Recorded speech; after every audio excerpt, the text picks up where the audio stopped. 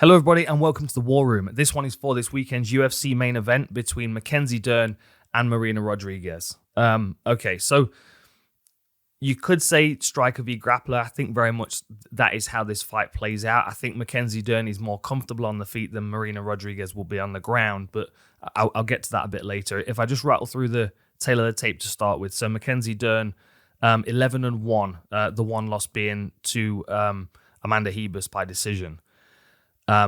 That is one way that she could lose this fight, and that's a good example of how this fight could play out in Marina Rodriguez's favor, especially given the fact that Rodriguez was able to stop Amanda Hebus with, a beautiful counterpunch. Mackenzie Dern's most likely path is obviously a takedown in the first round and most likely an armbar.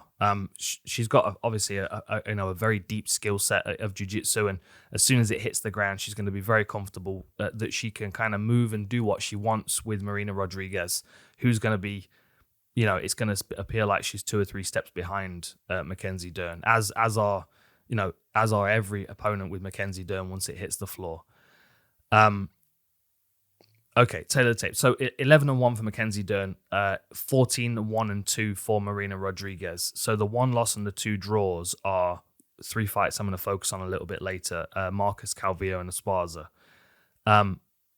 Average fight time is longer for Marina Rodriguez. Now, Mackenzie Dern has never done 5 rounds.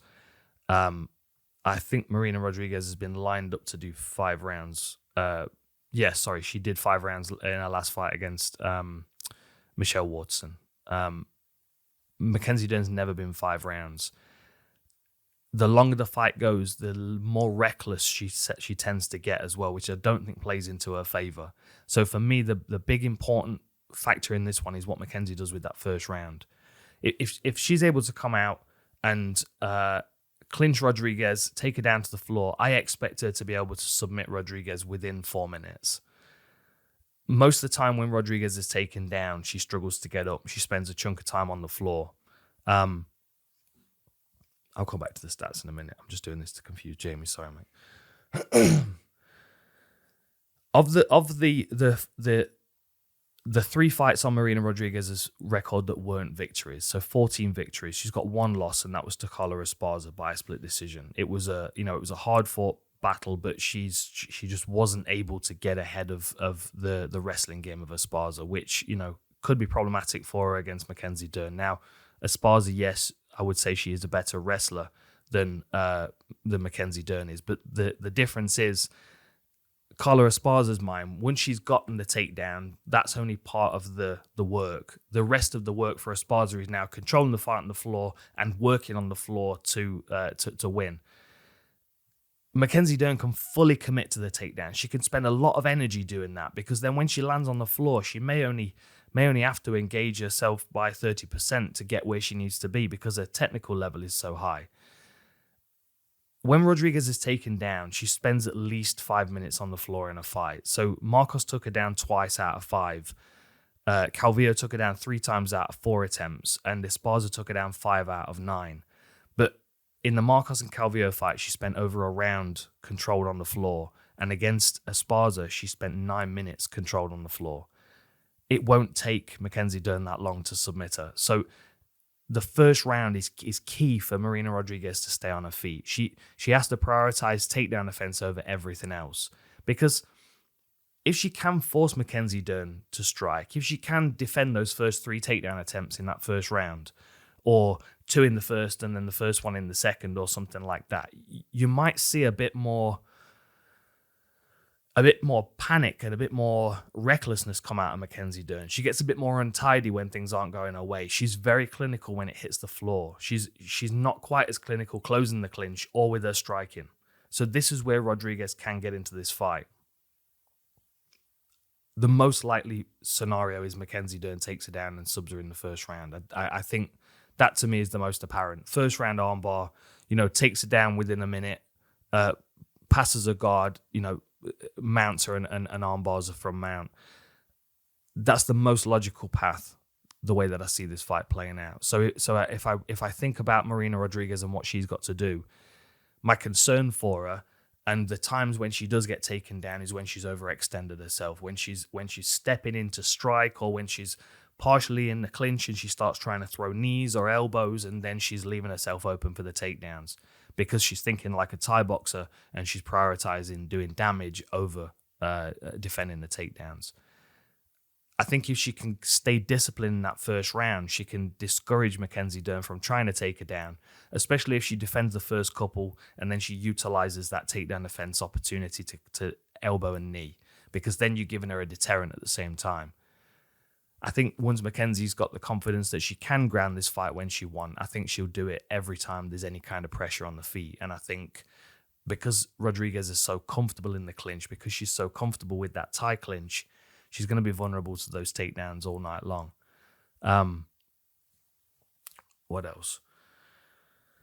So, of course, Rodriguez has just gone 5 rounds with Waterson, and I think that's going to give her a lot of confidence against Dern. But it's still working hard through that first round to make sure that the rest of the fight goes your way. Because if she allows Dern to run the show in that first round, then it's going to be really, really difficult to come back from. Now, if Rodriguez is able to defend the takedowns and she is able to keep this fight on the feet, the longer she extends that period of time, the more reckless that Mackenzie Dern's going to be coming swarming in. She's got good inside and outside low kicks, but almost everything that she throws at her opponent is hands, and they all come looping. She's got a decent jab, but still things tend to come from wild kind of looping trajectories. This is where Rodriguez's straight punches down the pipe and Muay Thai come into play, because Mackenzie might start to then look a little bit messy. She might start getting that lead leg chopped up, which then might start disabling the rest of her game. And that's where Rodriguez can then start thinking about those counter punches like she landed against Hebus. As Hebus came in, bang, right on the chin. It was a nice, clean, straight punch. And she's got to have the height and reach advantage, hasn't she? Yeah, 2 inches of both. So going back to the stats page, 2 inches in height, 2 inches in reach for Rodriguez. Higher striking output as well as less strikes absorbed per minute. So, you can see where the striking advantage there plays off. 62% takedown defense compared to Mackenzie having really low takedown accuracy at 10%. I need to look into that a bit more. That seems odd. But no takedown defense at all for Mackenzie Dern. Why would you bother? Most people aren't going to try and take her down, and if they do, why would she stop them? Because it doesn't really matter where she lands. Her advantage on the ground compared to everybody else in this division is going to be significant. And Rodriguez isn't known as a grappler. Has she got any subs on her record? Like, I just, it's not what comes to mind when you think of her. She's got 1 submission win on her record. Where is it? A triangle back at Aspira FC 41 in 2016. I don't expect her to try and grapple with Mackenzie. I think she's going to have to be very defensive if she hits the floor. I think she's going to have to be smart, and Mackenzie's going to be working to pass, to mount. So there are going to be opportunities for her to scramble. Scrambling from half guard is going to be dangerous because her neck's going to be exposed. Allowing Mackenzie, not allowing, once she gets to side control bottom, then that's probably her best situation to escape, because if she gets mounted as she's escaping, Mackenzie's going to take her back, or she's going to jump on an arm. It's an absolute nightmare for Rodriguez if this fight hits the floor. If she's able to defend the first 2 or 3 takedowns and then she starts forcing Mackenzie into a striking match, Mackenzie then starts to look a bit reckless, and then Rodriguez will start to have effective, land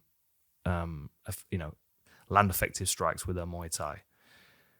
One other thing I will mention as well, because it keeps coming to mind, when Mackenzie she got a cut across her nose, I think it was against Verna Jandiroba, she pulled guard.